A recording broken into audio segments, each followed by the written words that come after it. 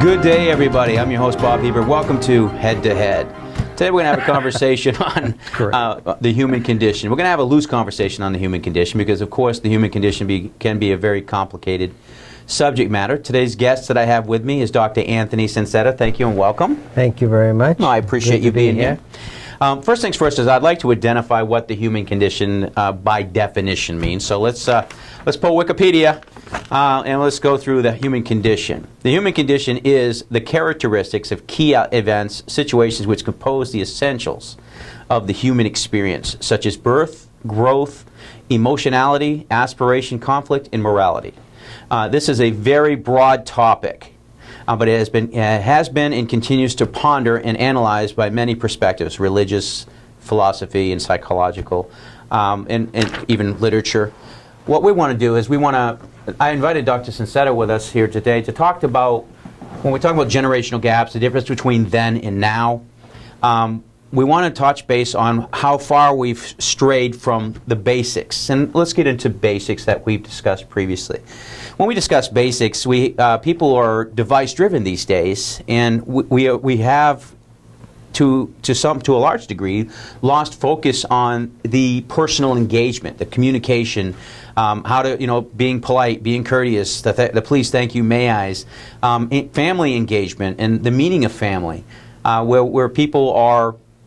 You get up every day, you put yourself in the right mindset to attack your day. I'm going to have a great day when you're looking in the mirror, you're brushing your teeth, you're combing your hair. I'm going to have the best day I possibly can, and then you go leave little personal notes to your children and your wife or your husband, and you make every attempt to have at least 2 meals a day with your family device-free. Who does this? Exactly. Who were you talking about? I was talking about the Flintstones. That's how long it's been since that's happened, right? These things are really where I want to get your opinion on. We were having a brief conversation before the show and talking about certain aspects of this and this disconnect. We've really gotten busy. We've really gotten good at being busy, just being busy with the devices. Just constant texting, the meaningless text. Hey, how you doing? Good. How you doing? How you feeling? Good. How you feeling? And that's what they do all day. You know what I mean? The average person texts 269 times a day. Wow. So we become insane. A society of aggression and violence. People and that's only behind the wheel. That's only behind. Yeah. That's only just till you get to your job.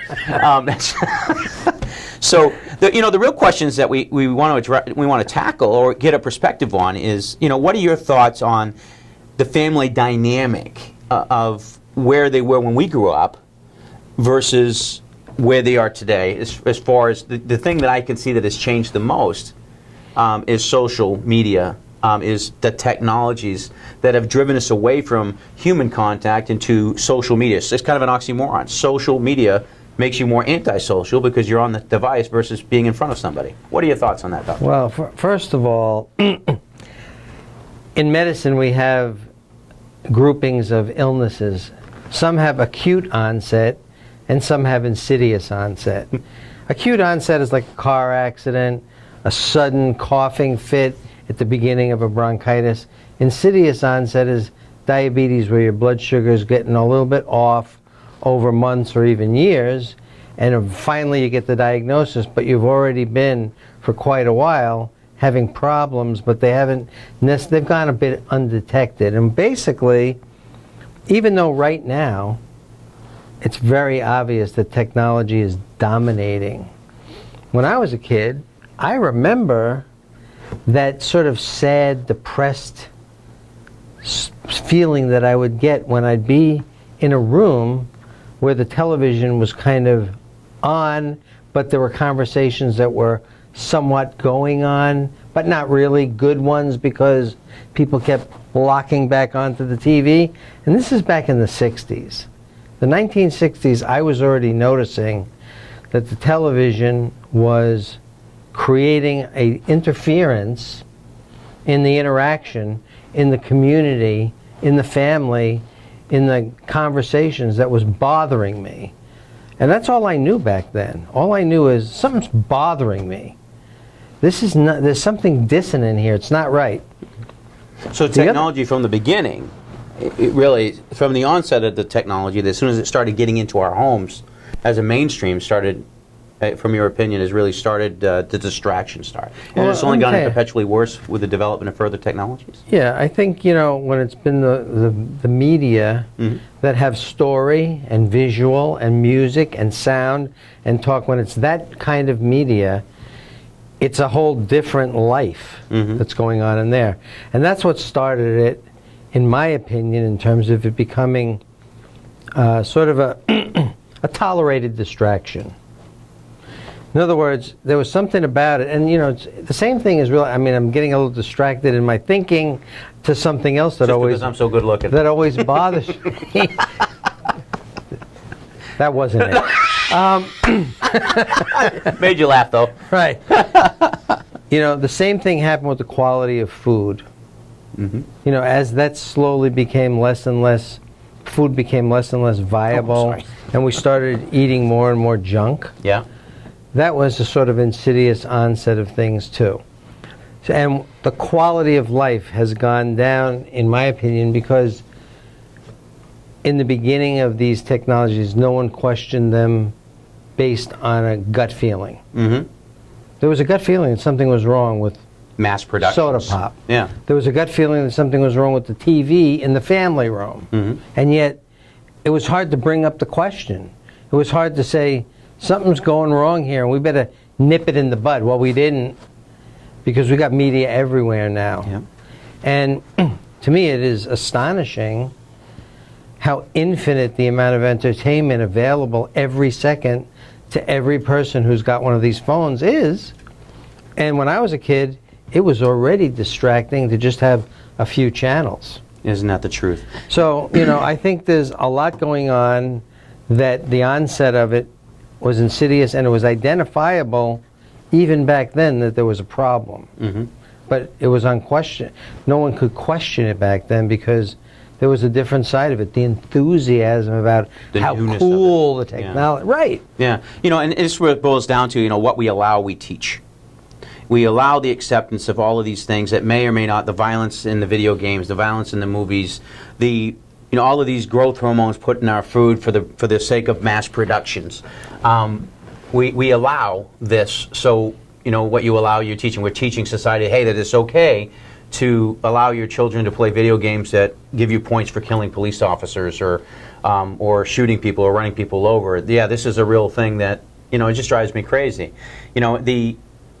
These things are perpetually getting worse, as you stated. We started with one, and now we're on, Z to the 12th, just because of this stuff. We've become a society so distracted by all of this technology that, if you want to have a conversation with your wife without dozing off, so to speak, your wife has to sit there and give you kind of like what they do on the news. The news says, hey, this newscast is going to be awesome. You're going to love this. This content's going to be fantastic. And then you stick around to watch it, and it's not really that good. But then they say, hey, you wait for the next one. The next one's going to be just as fantastic. It's going to be 100 times better than this one. And, you have to have a conversation with that with your kids. You talk with your wife, the only way she's going to engage you in conversation is she's going to say, hey, she's going to have to create something interesting. Hey, this lady at work really likes you and wants to be with you. And you're interested in the conversation. Now, then she goes into, what do you think I should bring to the potluck? And then, these are the kind of thing. And then you say, well, that's not very interesting. And she says, well, you wait till the next one.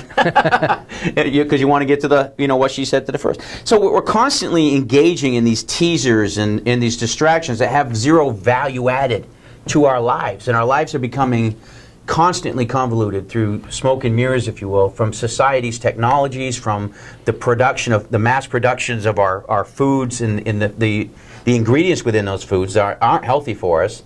And they do the science on what it does to the corn, but they don't do anything what it does to the human. They do the science of what it does to the cows and the chickens, but they don't do the science of what it affects on humans.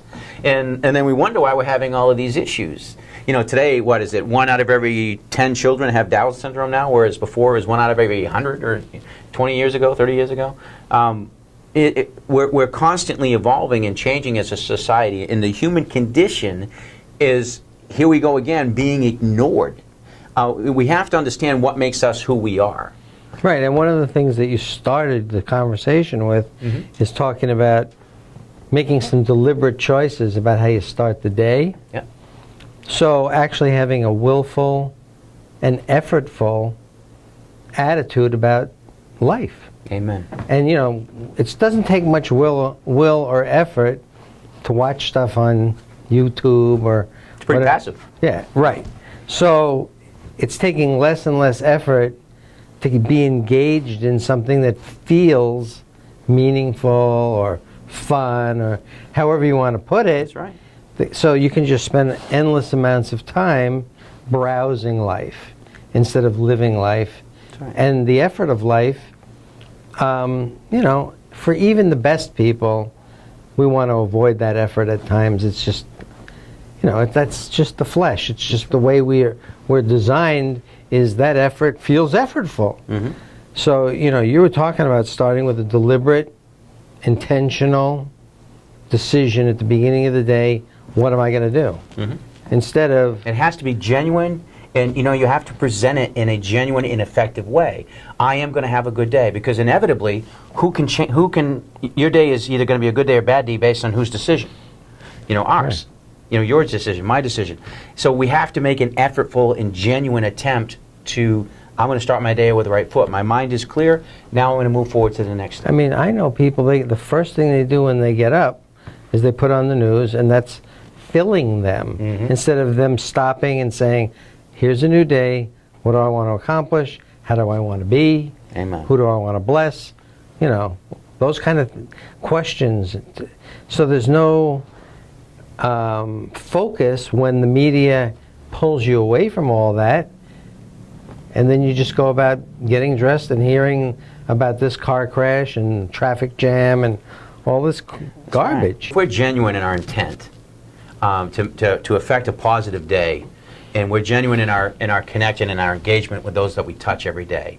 If we engage them, we see them, and we're genuine, and they know that we're genuine, and we're passionate, and we mean what we say, then that has a positive effect on whoever we're around, I think. It's almost contagious if we're positive, and we're genuinely positive. People know the artificial, they know when you're fake.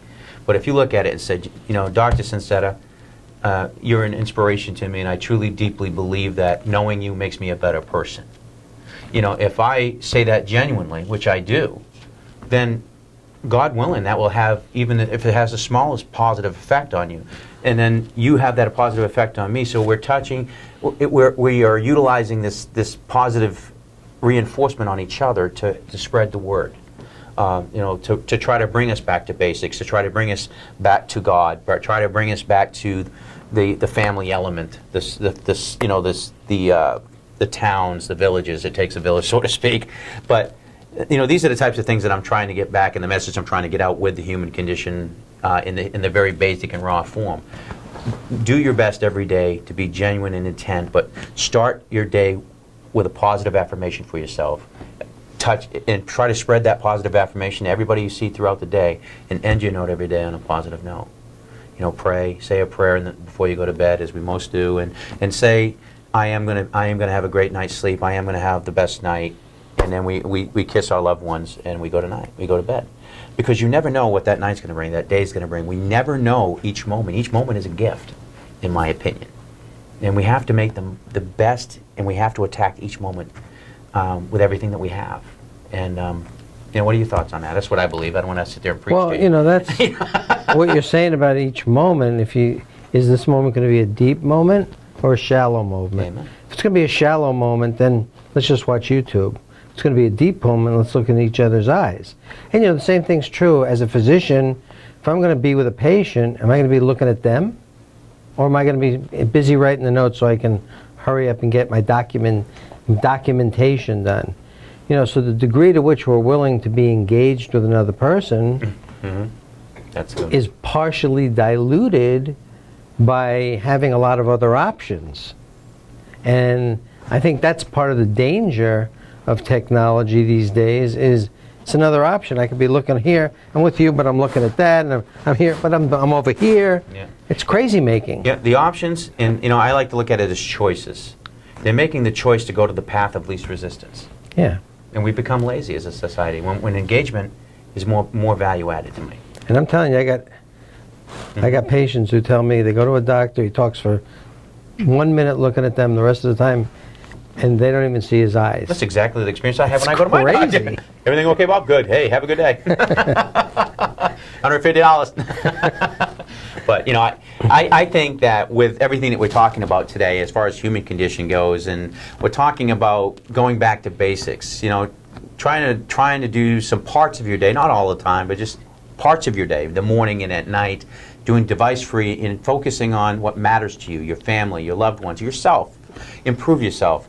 Become better. Nobody's going to be perfect, but try to find a way to be better. And then to do that, you have to be intentionally engaged in your life, not through social devices, but through you. Take personal responsibility for betterment of you and your family. Guys, I can't thank you enough for being here today. I'm your host, Robert Hebert. Thank you, Dr. Sincetta. I look forward to seeing you again. And I hope all of you have a great weekend. Thank you. This show is brought to you by NWI Educate. Thanks. Hi, I'm Carol Knudsen. I'm an independent insurance agent for Marion County. I live in Marion Oaks. I specialize in Medicare Advantage plans and Medicare supplement plans. You can reach me at my phone, 352-454-7893. cakinsurance@gmail.com. I'm looking forward to hearing from you. Thank you.